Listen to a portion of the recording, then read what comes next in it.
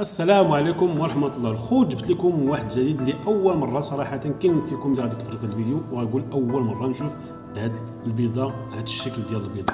الإخوان كيف ما قلت لكم دابا، هادي اللي كتشوفوا بيضة ديال سمكة القرش. لأول مرة صراحة أنا كنشوف هاد البيضة هادي، واللي ما كتشبهش البيضات العاديين كيف ما كتعرفوا. لأول مرة اللي تلاقى مع هاد البيضة في البحر مثلا ما غاديش يعرف ديالاش، كيف ما كتشوف ما غاديش يعرف شنو هي هذه البيضه هذه. ولكن سبحان الله وسبحان الخالق اللي خلق هذه البيضه ودار الحكمه علاش خلقها بهذه الفورم هذه، بهذا الشكل. هذا الشكل الا شفتوه كيشوحيكم الشكل ديال الفيس، ديك الفيس اللي كيدخل في الخشب.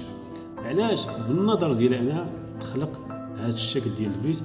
حيت هذا النوع ديال القرش كيحط البيض ديالو في الصخور، وباش تفيكسها في الصخر خاص هاد لافورم هادي باش ما تغلبش عليها التيارات الهوائيه اللي كتكون في البحر والامواج ديال البحر، باش ما يشتش ليه البيض ويهرب كيف ما هربت هاد البيضه هادي.